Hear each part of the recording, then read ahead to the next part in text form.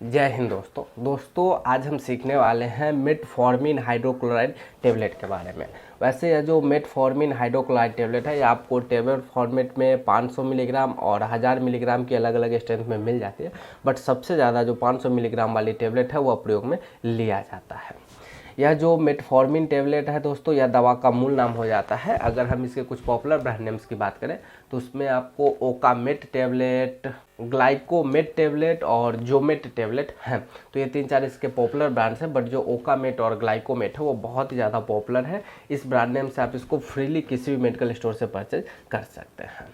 तो अब हम वीडियो में आगे बढ़ते हैं और जानते हैं कि यह जो मेटफॉर्मिन टेबलेट है इसके किस किस कंडीशंस में इस्तेमाल में लिया जाता है। तो इसका सबसे पहला प्रयोग आपको टाइप 2 डायबिटीज़, जिसे मेलाइटस कहते हैं, उसके ट्रीटमेंट में लिया जाता है। मतलब इसका प्रयोग आपको डायबिटीज़ के प्रिवेंशन में किया जाता है। यदि कोई व्यक्ति जिसका ब्लड शुगर लेवल हाई हो रहा है तो उस कंडीशंस को कंट्रोल करने के लिए डॉक्टर यह टेबलेट रिकमेंडेड करते हैं। इसके अलावा डायबिटीज़ की वजह से जो कुछ व्यक्तियों में हार्ट फेलियर और स्ट्रोक जैसी और हार्ट अटैक जैसी समस्या कई बार हो सकती है, तो उसके लिए भी डॉक्टर उसको प्रिवेंट करने के लिए डॉक्टर यह टेबलेट आपको रिकमेंडेड करते हैं। साथ ही साथ इसका प्रयोग आपको महिलाओं में भी किया जाता है। महिलाओं में PCOS नाम की एक बीमारी होती है दोस्तों, जिसे हम पॉलीसाइस्टिक ओवरी सिंड्रोम कहते हैं। यह एक आपका डिजीज है।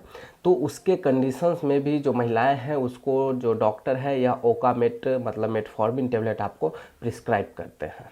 और इसके अलावा कई बार इसको मेंस्ट्रुएशन के रिलेटेड जो समस्याएं होती है महिलाओं को, उसमें भी डॉक्टर रिकमेंड कर सकते हैं। तो ये डॉक्टर के एक्सपीरियंस के ऊपर और साथ ही साथ डॉक्टर के चॉइस के ऊपर डिपेंड करता है। अब हम वीडियो में बढ़ते हैं आगे और जानते हैं कि यह जो मेटफॉर्मिन टेबलेट है इसके क्या कुछ साइड इफ़ेक्ट्स देखे जाते हैं।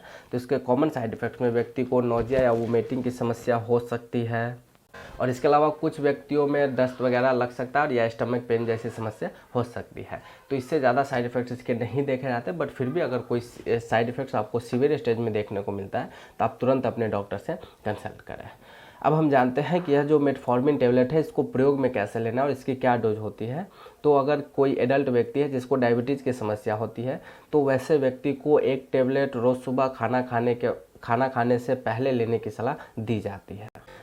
और इसके अलावा आप इसको खाना खाने के बाद भी प्रयोग में ले सकते हैं। तो दोनों तरीका सही है। और इसको कितने लंबे समय तक लेना है, तो हो सकता है आपको बहुत लंबे समय तक आपको लेने की सलाह दे डॉक्टर, वो आपकी कंडीशंस के ऊपर ही डिपेंड करता है। और अब हम वीडियो के लास्ट में अगर बात करते हैं तो यह मेटफॉर्मिन टेबलेट आपका कुछ ड्रग्स के साथ रिएक्ट करके अपना सीवियर साइड इफ़ेक्ट दिखाती है, जिसमें आपको बेटामेथासोन, बेक्लोमेथासोन और एमिलोडाइड, तो ये 2-3 ड्रग है जिसके साथ यह इंटरेक्ट करके अपना सीवियर साइड इफेक्ट छोड़ती है। तो आप खास तौर पे इस ड्रग के साथ कभी भी आप इसको परचेज करके प्रयोग में ना लें। और अब मैं सेफ्टी एडवाइसेस की बात करूं तो सेफ्टी एडवाइसेस में यही बताऊंगा कि आप यह जो ड्रग है प्रेग्नेंट महिलाओं को ना दें। अगर डॉक्टर का रिकमेंडेशन है तब आप दे सकते हैं, वैसे प्रेगनेंसी में नहीं दिया जाता है।